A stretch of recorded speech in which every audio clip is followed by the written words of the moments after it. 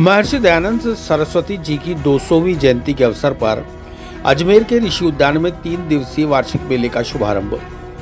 मेले के शुभारंभ अवसर पर मुख्य अतिथि गुजरात के राज्यपाल महामहिम आचार्य देवव्रत आर्य ने आज के समय में गुरुकुल की प्रासंगिकता बताई। महर्षि दयानंद सरस्वती जी की 200वीं जयंती के अवसर पर अजमेर के ऋषि उद्यान में 3 दिवसीय वार्षिक मेले का शुक्रवार को शुभारंभ हो गया। मेले के शुभारंभ कार्यक्रम में गुजरात के राज्यपाल महामहिम आचार्य देवव्रत आर्य मुख्य अतिथि के रूप में मौजूद रहे।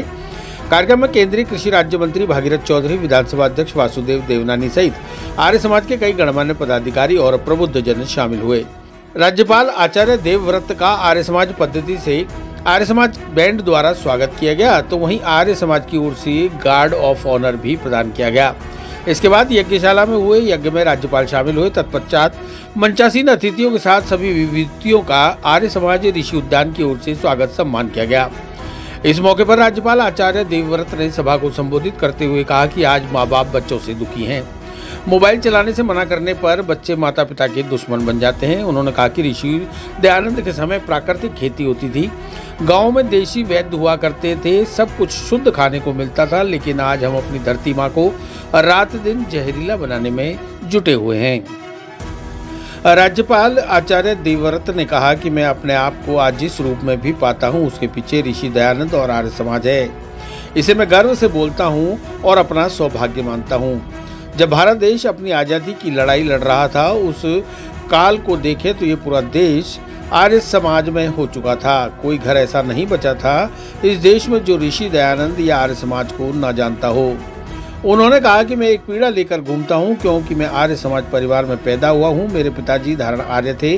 घर में दैनिक यज्ञ हुआ करते थे। मेरे घर में गौपालन होता था। मैं सामान्य किसान घर में पैदा हुआ हूँ, लेकिन वह विचार थे कि पिताजी ने मुझे गुरुकुल में पढ़ने के लिए भेजा। उसके बाद 5 भाइयों में से मेरी जिम्मेदारी दी कि मुझे सिर्फ केवल आर्य समाज का ही काम करना है। उन्होंने कहा कि लोग आदर्श की बात बहुत कहते हैं, बहुत मंचों पर विद्वान भी सुनते हैं, लेकिन मैं उनका विरोध नहीं करता।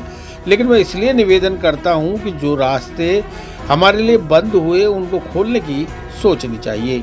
आर्य समाज की गति, प्रगति, विकास बहुत बड़ा कारण है। हमारे गुरुकुल जिसमें बड़े बड़े योग्य विद्वान पैदा होते थे, प्रचारक पैदा होते थे, जिन्होंने उस काल में आर्य समाज की विचारधारा को आगे बढ़ाने में बहुत बड़ा काम किया। इसलिए हमें आज बैठकर सोचना चाहिए कि वह फैक्ट्री क्यों बंद हो गई। चारों तरफ जितने भी गुरुकुल चलते हैं वह बेचारे बड़ी मेहनत कर रहे हैं। राज्यपाल ने कहा कि मैं अपनी बेटी को आज गुरुकुल चोटीपुरा में पढ़ाया। मेरी पोती भी आज इस समय वहीं पढ़ रही है। मैं उसको बड़े कॉन्वेंट में करवा सकता था, आधुनिक मॉडर्न स्कूलों में करवा सकता हूँ, लेकिन आज भी वह गुरुकुल स्कूल में पढ़ रही है। बेटे को भी गुरुकुल में पढ़ाया था, पोते को भी वहीं पढ़ने की तैयारी चल रही है। इसलिए कहता हूँ कि भाषण ड्रामे करने से कोई काम नहीं होता। उन्होंने कहा कि आज सोशल मीडिया का युग है, साइंस का तेजी से विश्व में प्रचार हो रहा है। आज लोग इस रूढ़िवादी परंपरा से रहेंगे तो एयरपोर्ट पर जाकर टिकट भी नहीं ले सकते, तो कैसे लोग हम पैदा करें, इस पर चिंतन करने की आवश्यकता है। हमारे गुरुकुल आधुनिकता के साथ भी जुड़े और प्राचीन परंपराओं को भी लेकर चले, तब यह विचारधारा जिंदा रहेगी। गुरुकुल की सोच को बदलना जरूरी है। उन्होंने कहा कि 1981 में 45 से 50 बच्चे गुरुकुल में पढ़ते थे। पूरी बिल्डिंग टूटी फूटी थी। 200 एकड़ की जमीन पर लोगों ने कब्जे कर रखे थे। बच्चे कोई भेजता नहीं था, भेजता भी था तो उसे भेजते थे जिससे पड़ोसी भी दुखी था। यह सुधार गृह नहीं, शिक्षा का केंद्र है। यह सोच गुरुकुल की बदलनी होगी, तब कुछ निर्माण होगा।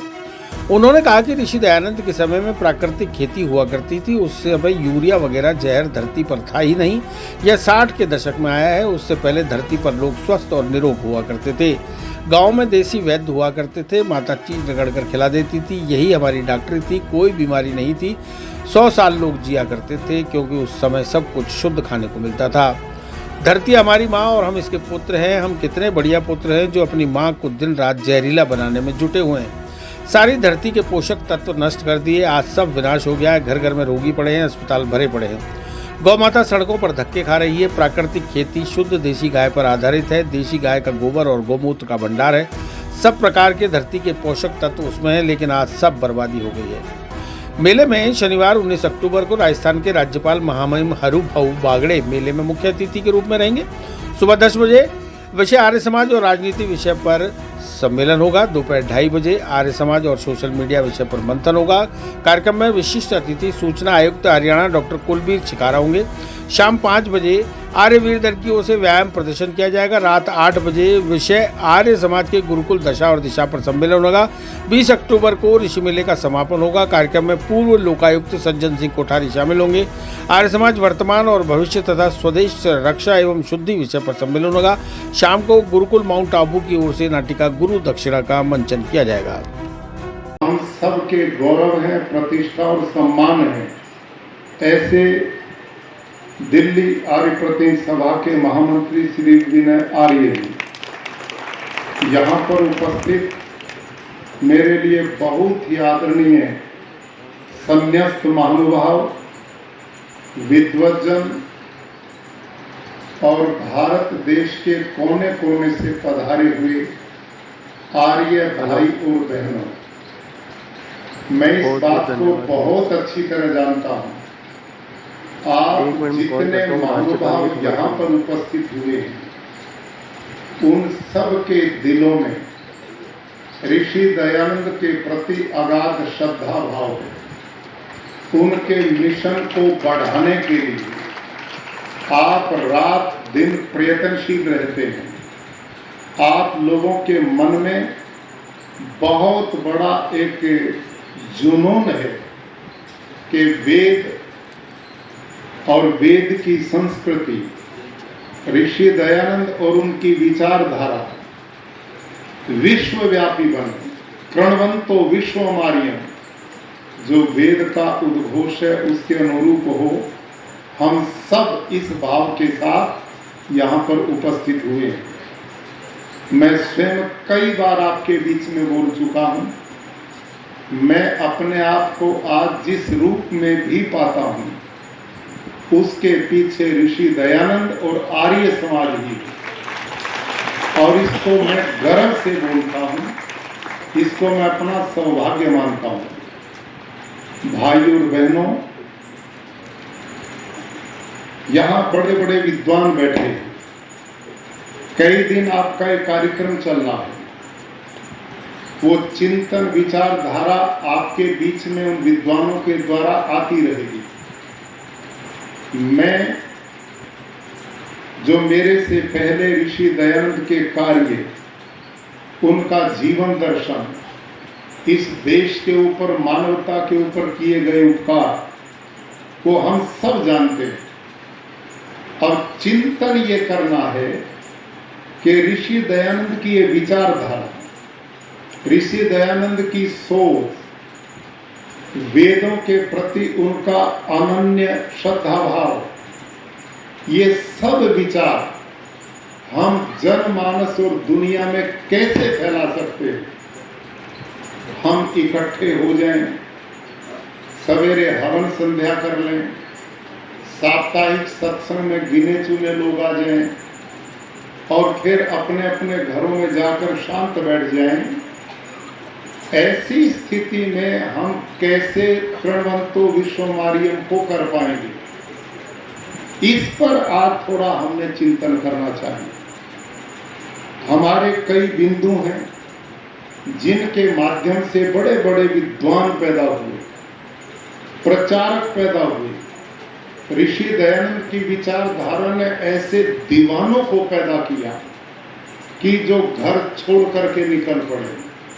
कोई भजनोपदेशक के रूप में, कोई विद्वान उपदेशकों के रूप में, कोई युवा पीढ़ी के निर्माण के लिए, कोई शिक्षण संस्थाओं के माध्यम से, कोई सामाजिक आंदोलनों के द्वारा अनेक तरीके अपनाए, जिसका परिणाम ये था, जब भारत देश अपनी आजादी की लड़ाई लड़ रहा था, उस काल को आप देखें, ये पूरा देश आर्य समाजमय हो चुका था। आर्य समाज, मैं तो एक चिंतन, थोड़ा सा जो पीड़ा लिए घूमता हूं। क्यों?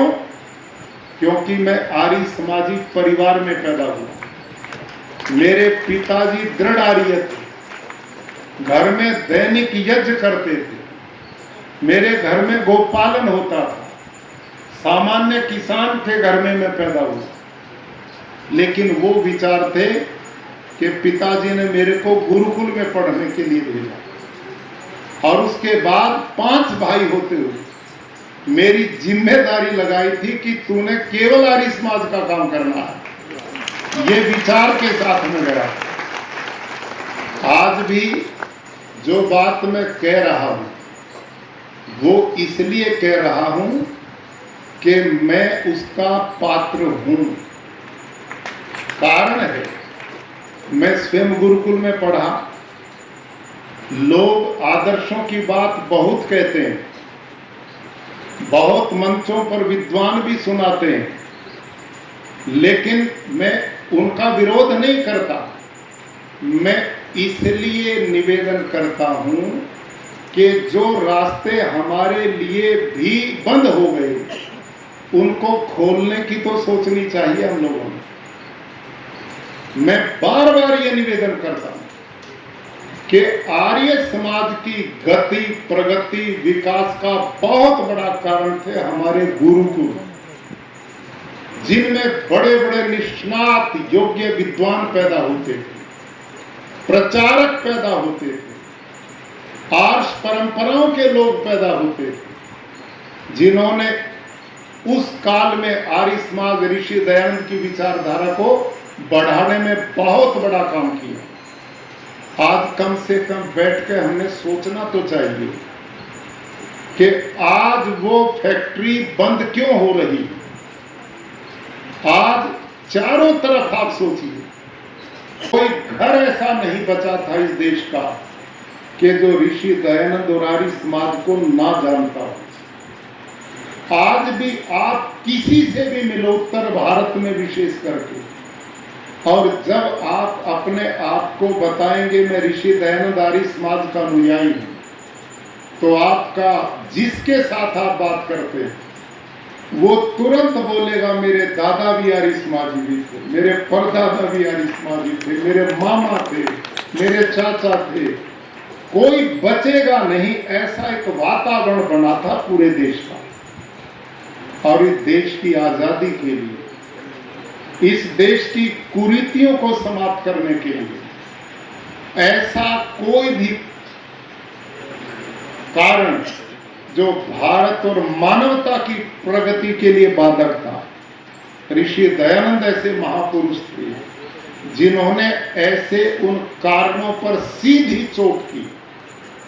और उसका लाभ क्या रहा कि ऋषि दयानंद के काल में और उनके बाद में जितने भी महापुरुष इस समाज में हुए, किसी भी मजहब संप्रदाय का, उसके ऊपर ऋषि दयानंद का सीधा प्रभाव दिखाई देता है, उनकी विचारधारा दिखाई देती है। महात्मा गांधी जैसे व्यक्ति जिस अभियान को लेकर के चले, उनकी सोच में पूरा का पूरा ऋषि दयानंद का भाव दिखाई पड़ता है। उनका चाहे स्वदेशी का अभियान हो, उनका चाहे अछूतोद्धार का कार्य हो, ये सब विचार यदि किसी ने दिए तो स्वामी दयानंद ने दिए। उस काल में किसी की हिम्मत नहीं पड़ती थी इन कुरीतियों के खिलाफ किसी बात को कहने की। ये विचार मजबूती से एक नई सड़क बना करके ऋषि दयानंद ने दी, नई सोच दी। वेदों को भूल चुके थे, वेदों से परिचय यदि किसी ने इस पूरे विश्व और मानवता को उस ऋषियों की परंपरा के बाद में किया तो ऋषि दयानंद सरस्वती। कोई किसी भी तरह की कुरीति थी, इस पर मैं ज्यादा समय नहीं लगाता। जहरीली किया गया है जैसा कि आपने संबोधन में कहा, अब क्या इसको लेकर? देखिए, महर्षि दयानंद सरस्वती जो बहुत बड़े समाज सुधारक भी हुए हैं, भारतीय सांस्कृतिक मूल्यों के संस्थापक, वैदिक संस्कृति के प्रचारक, उनकी 200वीं जन्म जयंती अजमेर में आकर भारतवर्ष के विभिन्न प्रदेशों से आर्य लोग मना रहे हैं। इस अवसर पर उनके विचार जनमानस में जाएं, लोग कुरीतियों से दूर हों और उनका समग्र विकास हो, इस सोच के साथ आर्य समाज सदा से देश सेवा में अग्रणी रहा है।